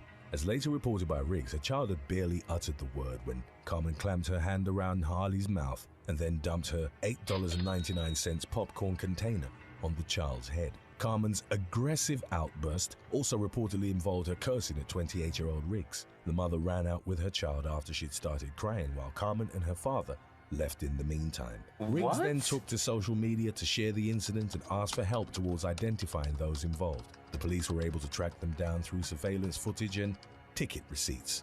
In March, Carmen was taken into custody and charged, as was her father, for not stopping the incident. Number 2. Shooting in Lafayette. 59-year-old John Russell Hauser went to a screening of Trainwreck at the Grand 16 Movie Theater in Lafayette, Louisiana, on the evening of July the 23rd of 2015. Surveillance footage would show him calmly buying a ticket. 10 minutes late into the movie, Hauser briefly sat in the second to last row before he got up and brandished a high-point model JCP 40 caliber pistol. He started shooting indiscriminately, with his first victims being the people who had been sitting directly in front of him. Hauser continued firing his weapon as he walked down the stairs, ultimately letting off at least 13 shots and reloading once. He exited the theater through a side door and tried heading for his vehicle by blending with survivors. By then, the police had already made their way to the scene after receiving frantic calls, which were later made public, from people trapped inside the building. Hauser noticed the presence of law enforcement and returned to the building, where he fired 3 more shots at the fleeing moviegoers. He then took his life by discharging the pistol into his mouth. 21-year-old Macy Bro and Gillian Johnson, aged 33, sustained fatal gunshot wounds as a result of Hauser's rampage, while 9 others were injured, either by gunfire or through accidents sustained while trying to escape the theater. Investigators later searched a Motel 6 where the Georgia-born shooter had been staying and found disguises suggesting that he'd planned to flee in the shooting's aftermath. A definitive motive wasn't established, but it was found that Hauser had a history of mental illness and held controversial opinions on race, gender, and government, expressed during his online activity. Number 1. Aurora movie theater shooting. On July the 20th of 2012, several hundred people gathered in Theater 6 of the Cinema 16 multiplex in Aurora, Colorado for a midnight screening of The Dark Knight Rises. Roughly 20 minutes into the Batman movie, James Egan Holmes exited the theater through an emergency door. At 12:30 a.m., he returned to Theater 6 heavily armed and armored. He was equipped with a load-bearing vest, a ballistic helmet, and a gas mask, in addition to a bulletproof throat guard, a groin protector, and bulletproof leggings. Moviegoers initially thought he was part of a prank, a publicity stunt for the movie's premiere, or that he was simply in costume, as many of those in attendance were at the time. 24-year-old Holmes, who was reportedly listening to techno music in his headphones to drown out what was to come, then threw a gas canister obstructing the moviegoers' vision, while also irritating their throats, skin, and eyes. He then fired a 12-gauge pump-action shotgun, first into the ceiling and then into the crowd. Holmes also shot an AR-15-style semi-automatic rifle with a 100-round drum magazine, but it eventually jammed, prompting him to switch to a 40 caliber Glock 22 pistol. As the shooting unfolded, Holmes concentrated his fire to the back of the room and then to those in the aisles. 3 people in the adjacent Theater 8, which was showing the same movie, were also hit when a bullet pierced through the wall. Through his combined use of the 3 weapons, Holmes had fired 76 shots, causing 58 people to sustain bullet-related injuries. 12 of them ultimately passed away, including 4 men in their 20s, who died at the scene reportedly while protecting their girlfriends from the gunfire. In the aftermath, 1 victim became a paraplegic and another suffered extensive brain damage from a shotgun blast to the head and was left unable to speak or move properly. Law enforcement rushed to the scene and arrived less than 2 minutes after the first calls had been placed. Holmes was apprehended without incident next to his car behind the cinema. Experts identified Holmes' mental illness, schizoaffective disorder, as a significant factor behind the massacre, but he was deemed to have been legally sane at the time of the shooting. Prosecutors sought the death penalty, but the jury, who found Holmes guilty on multiple counts of murder and attempted murder, couldn't unanimously agree on it. What? The mass murderer was sentenced. How could you not unanimously agree on that, bro? That doesn't make any sense to me, son. How could you not like all this insanity, madness, bro? No, bro. No, bro. No, bro. No. No, that's not an excuse. That's not an excuse, bro. You live on this earth how many years and you just, I'm gonna go kill people because, I'm crazy. No, bro. No, bro. And then we let it go. No. No. No. We know right from wrong, bro. I don't care how mentally messed up you are, bro. I don't care, bro. I'm sorry, bro. I have family. Bro, trust me, bro. This situation, mental issues, is way closer to home than you may think. I still don't care, bro. I do not care, bro. You got a certain, if you raise a certain way, and if you live on this earth long enough, you don't have an excuse to go out there and delete people and then turn around and say, oh, I'm mentally insane. No, bro. That's not justice, bro. Me personally, you lock them away, lock them in a box away forever, or you delete them. You get rid of them. I think you should bring back public executions, bro. Get rid of them, bro. Get rid of that mindset. Like, what is we talking about? This dude went and buy all the weapons needed, all the gear needed. He went and do all the planning required to act out this act, and then he gets to sit down on taxpayer dollar and eat and shit and live. Bro, no, bro. No. To 12 consecutive life sentences, plus No, bro. 3,318 years without parole. Lock him in a Number 7, box. Rick Let him Moranis. slowly pass Actor away. Rick Moranis, who starred in Or several we successful pull that movies trigger. including Ghostbusters, I'm sorry, Honey, I but Shrunk no, the bro. Kids, and The Flintstones, was randomly attacked in Manhattan, New York City on October the 1st of madness. 2020. The incident was captured by surveillance cameras, and it showed the 67-year-old getting sucker punched and knocked to the ground by a man wearing an I Love New York hoodie. Moranis was left with minor injuries to his head, back, and hip, from which he eventually recovered. He took himself to the hospital and later reported the assault to the NYPD, which then released footage of it as part of their effort to identify the suspect. He would later be named as Marquis Ventura, aged 35. It was deemed unlikely that Moranis had been targeted because of his celebrity status, as he'd been wearing a face mask at the time, and Ventura also had a history of assaulting strangers. A reported sufferer of paranoid schizophrenia who hadn't been taking his medication. He'd been to psych wards in 7 different states. Like, shit like this, bro. Like, what is you talking about, bro? Keep him in the psych ward. How is he getting out? How is he getting out? Y'all are saying, oh, human rights. He has human rights. Okay, what about everybody else? If there is a track record of insanity at a certain point, I don't give a damn about his human rights. What about my human rights? What about the human rights of the stranger just going about their business? We have known insane, batshit crazy people, and we're letting them go because, oh, they're an adult, they have human rights, we could be sued. Bro, what? That's literally what they say. Trust me, I know. That's what they say.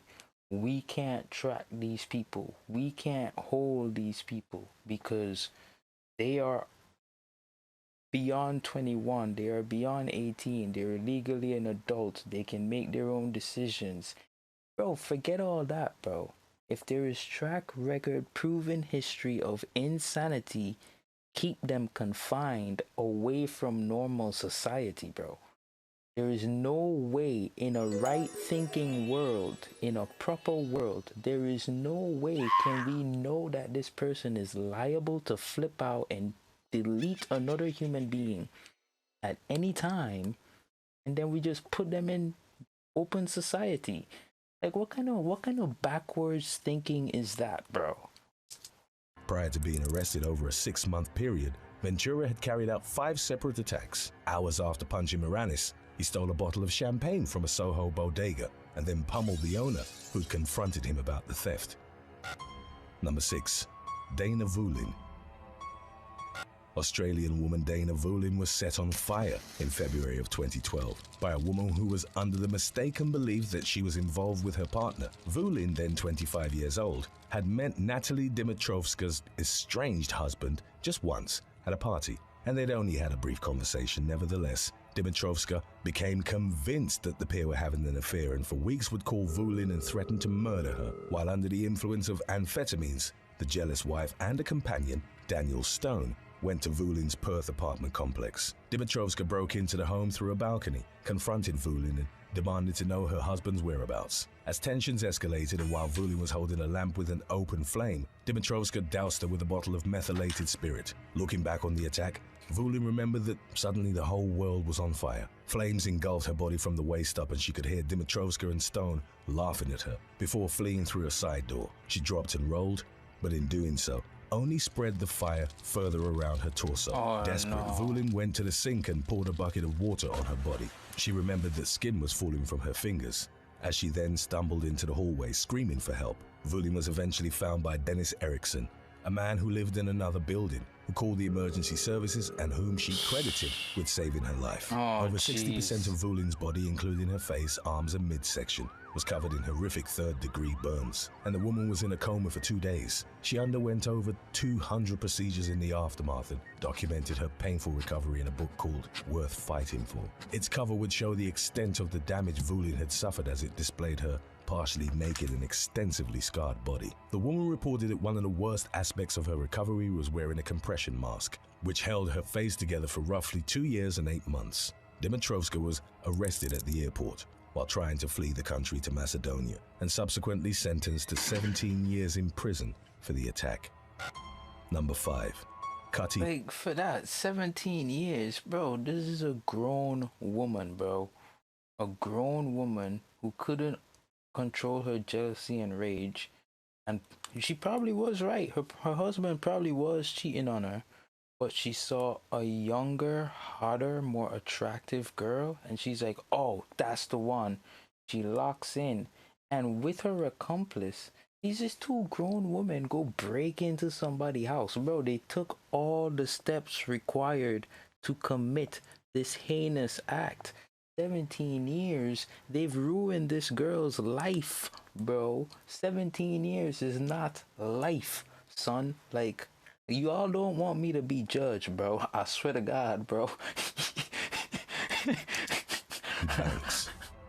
I'm coming hard, 30-year-old rapper Melotta Lassie, professionally known as Cutty Banks, was gunned down in December of 2020 outside a Wells Fargo branch in San Mateo, California. Banks was ambushed by Isaiah Rupina, aged 34, who'd plotted the hit alongside a woman named Amanda Young. They were the brother and girlfriend of the late Louis Lucci Rupina, who'd been shot and killed while driving on the 405 freeway in Seal Beach in August of the same year.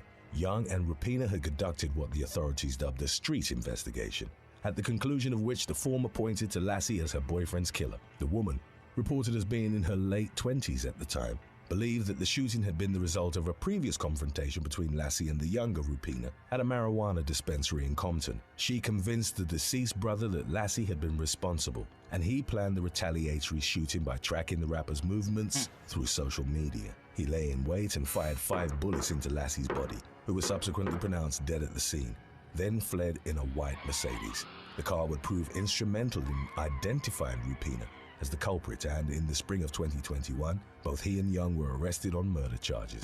An investigation carried out by the California Highway Patrol concluded that the latter had been mistaken in accusing Lassie. The rapper hadn't been involved in the shooting of Louis Rupina, which had actually been a result of road rage, meaning that he'd been gunned down for doing nothing. Number 4. Jade Matua.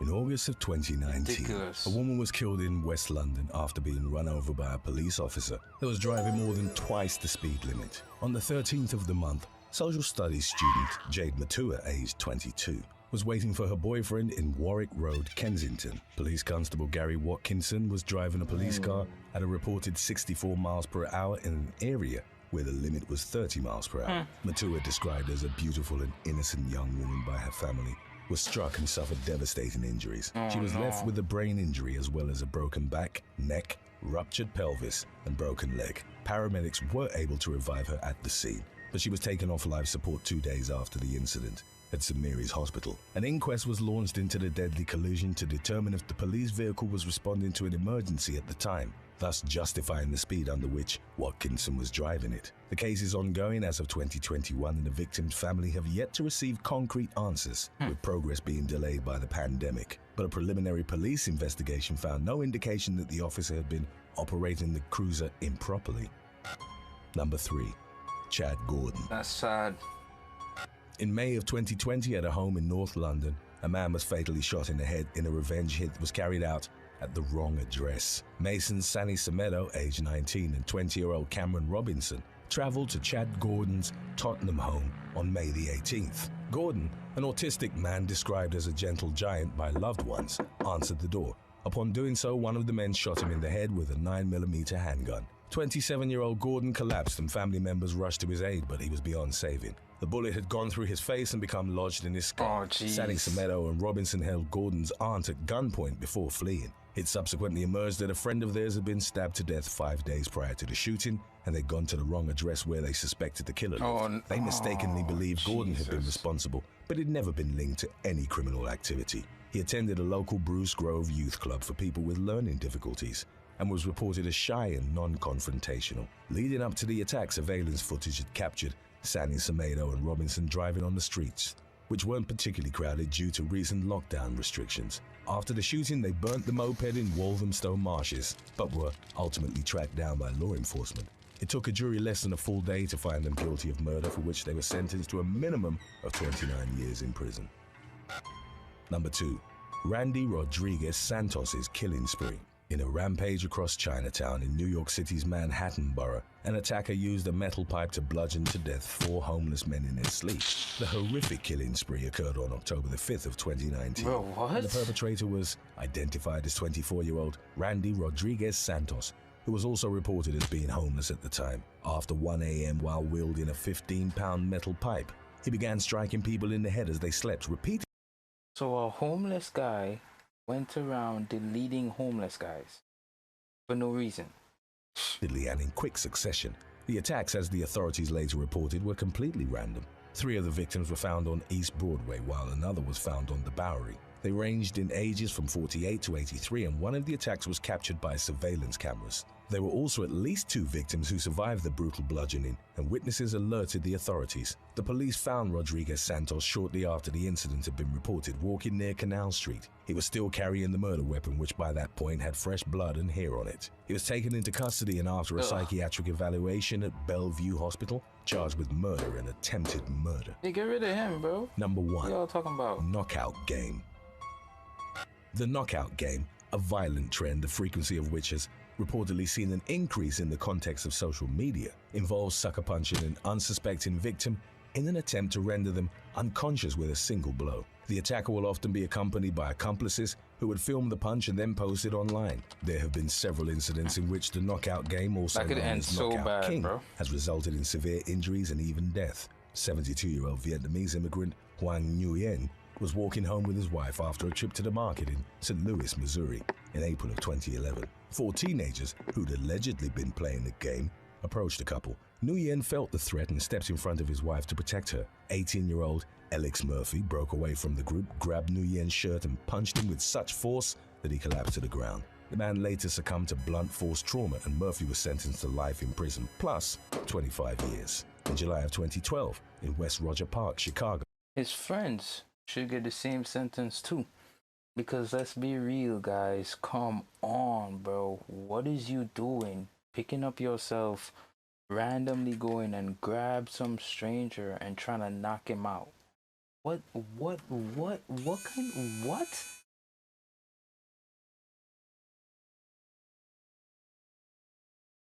You feel me, gang? Like, what?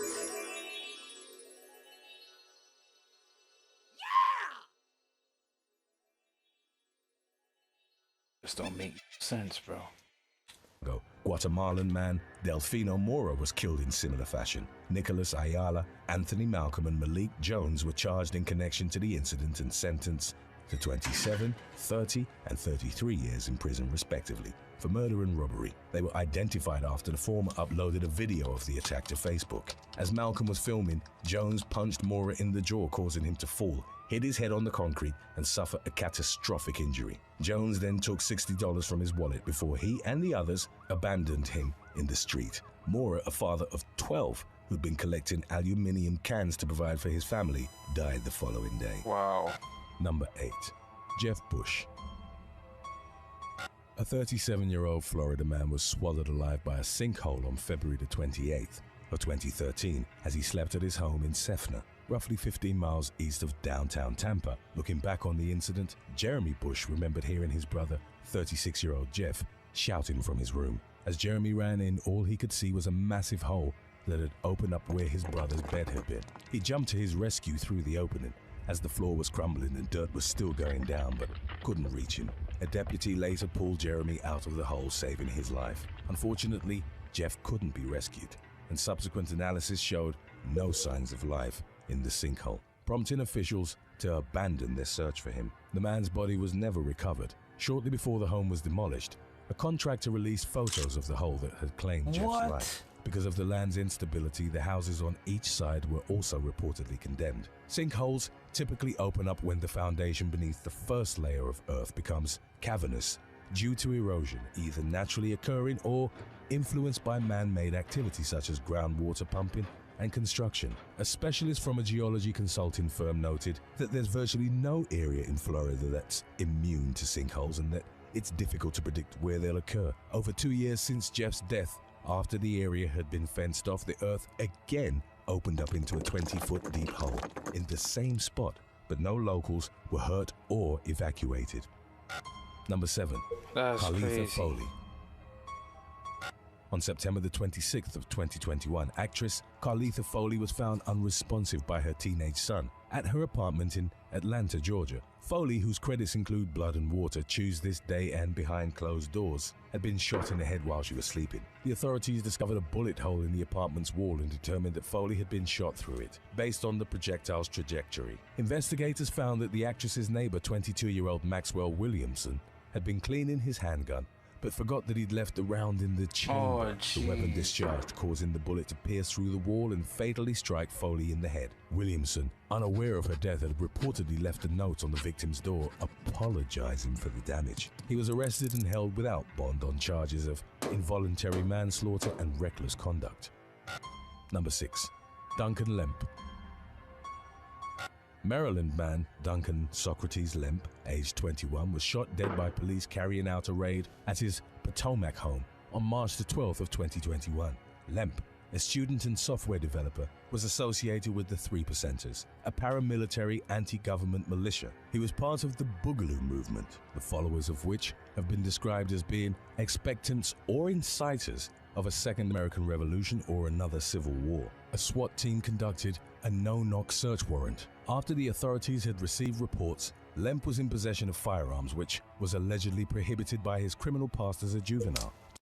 Real quick, I don't know if you know what a no-knock search warrant is, but coincidentally, I have a podcast named Just a Thought, and I actually did an episode over a year ago about that. A no-knock warrant is when police are granted these warrants where only in situations where they believe that by announcing themselves would give the suspect enough time to get away or destroy evidence or prepare themselves to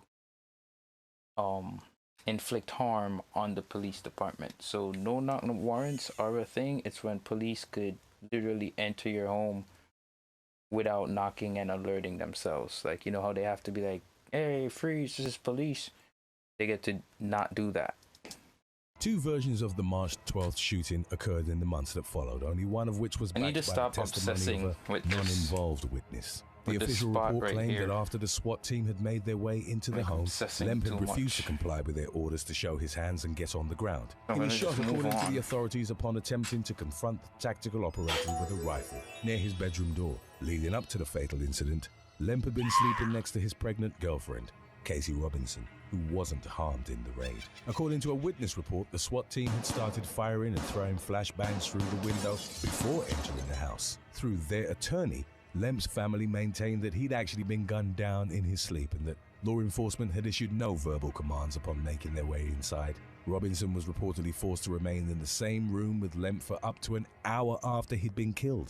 3 rifles and 2 handguns were recovered from the home, and following an investigation, no officers were charged for the shooting. In spite of multiple requests, neither body camera footage nor the arrest warrant was released by the Montgomery County Police Department. It was eventually sued towards that end by the conservative activist group Judicial Watch. Once the videos were made available, they only showed the aftermath of the shooting, not the act itself. Lemp was regarded as a martyr by the Boogaloo movement, with phrases like "We are Duncan Lemp" or "His name was Duncan Lemp" adopted and reportedly repeated like mantras by its adherents. Number 5. Crystal Rodriguez. On January the 11th of 2021, a college student sleeping in her bed in Dallas, Texas, suffered fatal injuries following what local police suspected had been a random shooting. The victim was identified as 18-year-old Crystal Rodriguez, who attended classes at Texas A&M Commerce and was working towards becoming a flight attendant. She'd returned home to help her mother look after her two younger siblings. The shooter opened fire at around 2:30 a.m. from a vehicle that was reportedly captured on video. A bullet entered the home through the kitchen window and fatally struck Rodriguez, who was sleeping in the next room. The teenager's grieving mother recounted how she'd found her on the floor with blood pooling around her. She was rushed to the hospital where she ultimately passed away from her injuries. During a press conference, Dallas Police Chief Eddie Garcia had strong words regarding the drive-by shooting, which he claimed that he and the department took personal. He described its perpetrators as cowards that have no respect for human life. As of late January of 2021, no suspects had been named in connection to Rodriguez's death. Number 4. Matthew Wilson. British astrophysicist Matthew Wilson, aged 31, was shot while sleeping next to his girlfriend at an apartment complex in Atlanta, Georgia in mid-January of 2021. Wilson, from Surrey, England, was in the US visiting his California-born partner of 3 years, Kim Shepard. Wilson was supposed to be in the country for several months, after a period in which he and Shepard had maintained their relationship long distance. In what the police described as a senseless act, the man was shot within roughly a week of his arrival in the neighborhood of Brookhaven. Leading up to the tragic incident, over 30 gunshot sounds were heard in the area. The round traveled approximately 260 yards through a small forest, pierced the bedroom wall of Shepard's home and struck the postdoctoral scientific researcher in the head. Wow. Shepard held him in her arms for 20 minutes while waiting for the emergency services, and she heard more shots ring out in the meantime. Wilson was rushed to a local trauma center, but his life couldn't be saved. While no suspects were identified in the immediate aftermath, police reported that a group in a nearby apartment block on Buford Highway had been participating in the reckless discharge of firearms. Number 3. Incident in Eureka. In May of 2021, a Chevrolet Malibu crashed through the roof of a home in Eureka, St. Louis County, Missouri. The vehicle had been driven down the Legends Parkway when it careened off the road and made contact with a pine tree. It then began rolling down an embankment, crashed through an iron fence and became airborne before nose-diving into the roof. A couple was sleeping only 10 feet away from where the car impacted the master bedroom of their Thorntree Lane home. None of the identities of those involved were released, but remarkably, there were no major injuries reported for the couple or for the Malibu's occupants, only identified as 2 teenagers. They were able to get themselves out of the vehicle while the homeowners, who'd awoken in a panic, had to put out a small fire in their garden. Firefighters and the police were called to the address shortly before 2 a.m. It's unclear what legal consequences the Malibu's driver suffered as a result of the crash. Talking to the media in the aftermath, a spokesman for the fire department expressed bewilderment that no one had died in the accident. Number 2. Montana woman's vehicular rampage. In January of 2020, Mercedes K. Shellhart, aged 25, lost control of her car while under the influence of alcohol and crashed into the side of a house. The incident occurred in Black Eagle, Montana, and began with Shellhart backing out of a driveway near the intersection of 23rd Street, Northeast and Chicago Avenue. She first struck a parked pickup truck with her Jeep and then accelerated, hitting a golf cart. Shellhart proceeded to drive through a fence and shrubs prior to crossing a lawn and plowing through a neighboring home. The front of the Jeep impacted the post of an elevated bed, awakening an unnamed woman and her child. Aside from it being a terrifying experience, no serious injuries were reported. Responding officers noticed that Shellhart exhibited signs of inebriation, including bloodshot and glassy eyes, swaying and stuttered speech. A preliminary breathalyzer test revealed that she was more than twice over the legal limit, with a blood alcohol concentration of 0.171. She was arrested on the felony charge of criminal endangerment and for the driving under the influence, in addition to the charge of driving without a valid license, as hers had been expired for 54 months. 54 months, 54 divided by 12. Ain't 60 divided by 12 5? So you telling me 4.5 years? Yeah, because 4 12's 48, 48 and 6, 54. For 4.5 years, shorty driving with an invalid license and driving drunk. You see, taking risks like that, bro, that's what I'm talking about, bro. Like, you grown. What you doing taking a risk like that? That's where we should be deleting. Well, yeah, that's where we should be deleting people or locking them up, like, for real, like, you need some serious time. You need to cool out, because clearly you're not thinking about the well-being of everybody else.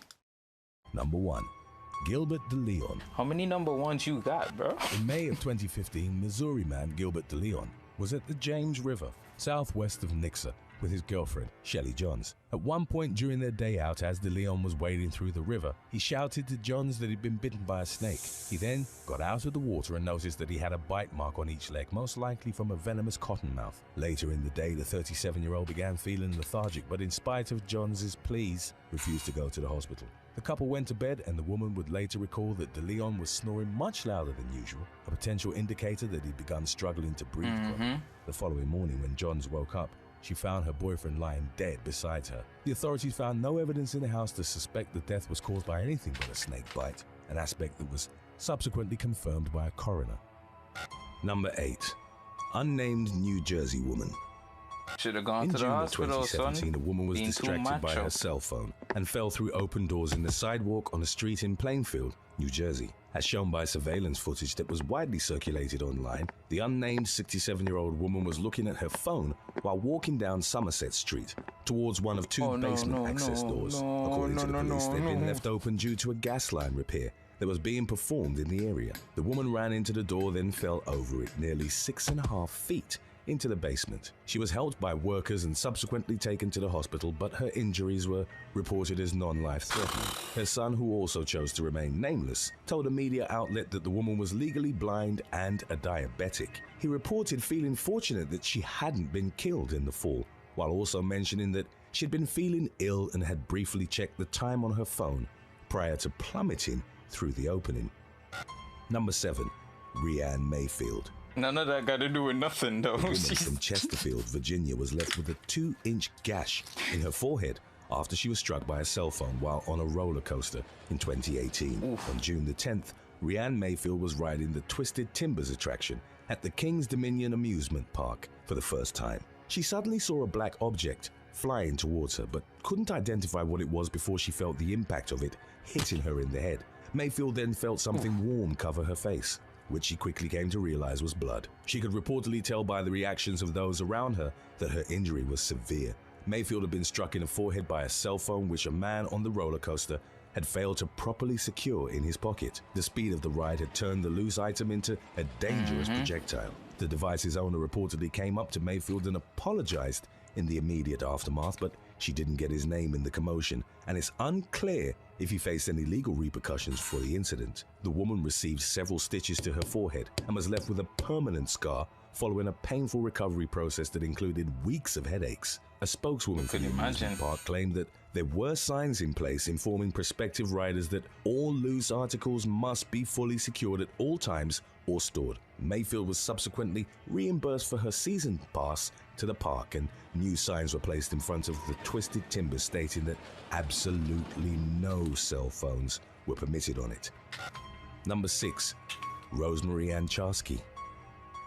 The Washington County Sheriff's Office in Oregon told a media outlet that their first shooting call of 2020 had come only minutes into the new decade at 12:06 a.m. Rosemary Ann Charsky of Bethany was subsequently taken into custody for shooting into her neighbor's bedroom. The 35-year-old woman, who was seen smiling in one of her processing photos, had reportedly accidentally discharged a handgun into her smartphone. The bullet cut clean through the device, rendering it inoperable, and then through Ann Charsky's wall before ending up in her neighbor's apartment. Fortunately, no one was hurt, as the room was empty at the time, and Charsky's bail was set at $1,000 after she was charged with recklessly endangering and unlawful use of a weapon. It's unclear what she'd been doing leading up to the shooting, but based on the bullet's trajectory, deputies believed she'd been holding the cell phone in a selfie-like position. The authorities also suspected intoxicants had been a factor in the incident. Let me get Number some 5. of this here going. Natasha Boggs.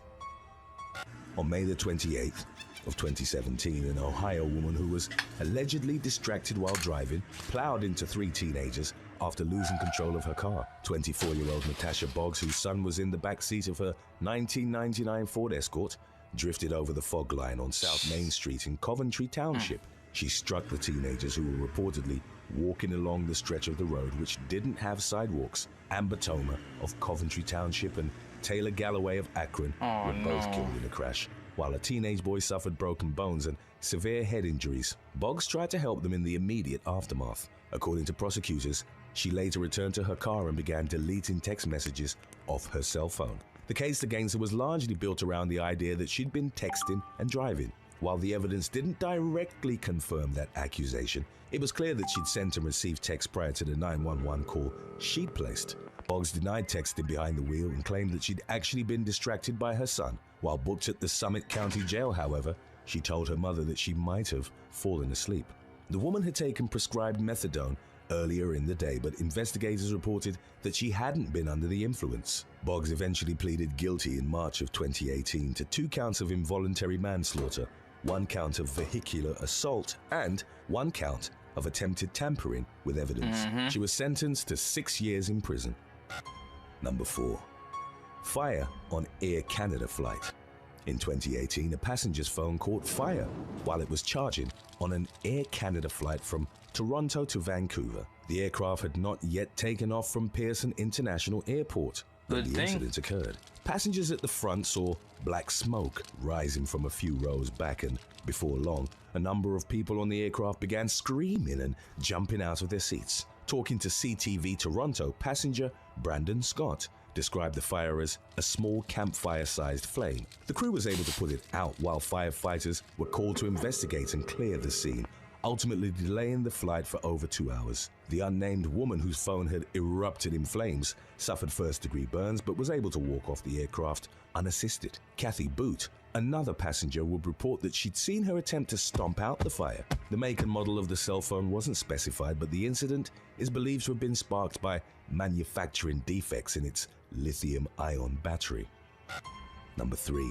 Anjanette Marie Missette.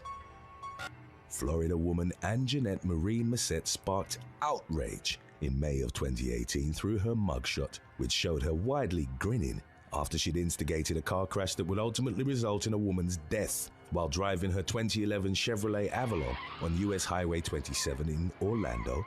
Missette failed to brake in time and smashed into a Hyundai Elantra. The second car was being driven by 18-year-old Cheyenne Kroll and 60-year-old Sandra Clarkson. Her mother was in the passenger seat. The powerful impact sandwiched the Elantra between the tractor-trailer in front of it and the Avalon, which had rear-ended it. Kroll walked away with minor injuries, but Clarkson was left in critical condition. She was rushed to the Orlando Regional Medical Center, where she underwent several surgeries. The woman ultimately passed away 3 days later after being rendered paralyzed and brain dead by the collision. By her own admission, Missette had lost control of her car because she'd been distracted after dropping her cell phone. Additionally, her blood alcohol was found to have been double the legal limit. The woman's smiling mugshot went viral, and many, including Clarkson's grieving family, argued that it displayed Missette's complete lack of remorse for her actions. After the woman's charges were upgraded to manslaughter, a new mugshot was taken showing her with a grimmer expression. She ultimately apologized in court to the victim's family, pleaded no contest, and was sentenced to 11 years in prison. Number 2. Evgenia Shulatieva. 26-year-old Russian woman Evgenia Shulatieva succumbed to a massive electric shock in September of 2019 in an accident involving a cell phone. Shulatieva's lifeless body was found by her mother Vera in the bathroom of her home in the town of Kirovo-Chepetsk. Vera had become worried after failing to reach her daughter on the phone. An investigation determined that while the young woman was taking a bath, her cell phone had fallen into the tub. It's unclear if Shulatieva had been using it at the time, but the device was connected to a charger and plugged in an outlet. As explained by Yuri Agrafonov, head of the radio electronic department of Irkutsk State University, water is a good conductor, which allowed the current to pass from the 220-volt outlet and cause a short circuit. On their own, cell phones operate on voltages that are generally considered too low to pose a danger. Shulatieva died of electrocution within minutes of the charging device making contact with the water. Her passing was another in a series of similar incidents which had recently occurred in Russia, including the... You can't put on your phone for 2 seconds, bro. You gotta use it while you're in the bath, while it's charging.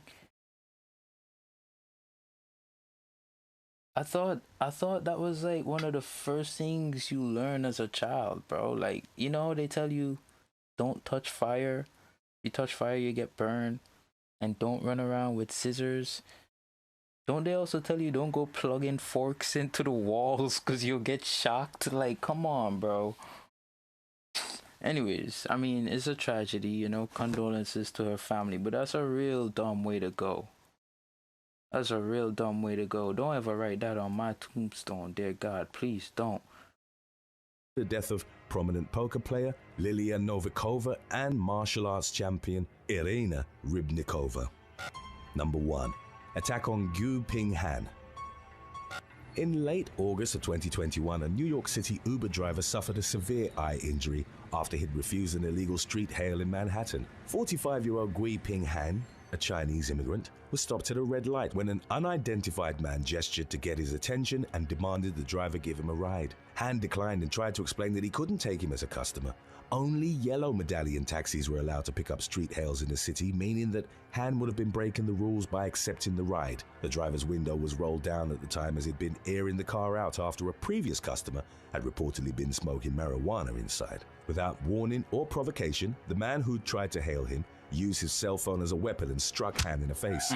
The device's edge severely damaged Han's right eye, causing him to suffer a detached retina. The driver was a sole provider for his wife and son, a 22-year-old student, both of whom were still in China. He was left unable to work. Han went to a hospital where staff reportedly told him that he should have the eye taken out because there was no chance he'd regain his vision. No. A month after the attack, he still wore a bandage over his eye, which was still swollen. Han remained hopeful and told a media outlet, "If I became disabled, it would put my family in trouble." Dashcam footage from Han's car, which was released by the authorities, remained the main form of evidence towards identifying the masked suspect, but according to updates on the matter, no arrests had been made. Thanks for watching. Hey, yo, gang. If you were offered That's crazy. That's the first time I've went over something like this. If you've reached this far, thanks for watching, yo. It's been 2 hours. I've been totally obsessing on this one area. Way too much. I know, but that's just how it is sometimes. I just can't like rush it down. I don't know. I want to rush it down and get it done quick. Like as an artist, I want to increase my speed. But like I just always end up like trying to replicate what I see way too detailed. I was actually gonna whip out my magnifying glass, but I was like, nah, bro. I'm trying to be faster, but like I said, we're gonna wrap it up whenever this was finished. So it's been almost 2 hours, gang. As you see, we just kind of focused on here. We barely touched up the braids a little bit.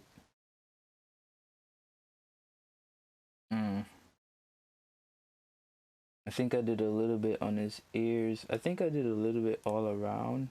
Off camera, I did some of his hair. I went through with my electric eraser to get some of the highlights in there, and then I went back in with a lighter pencil and dashed in some grains of hair.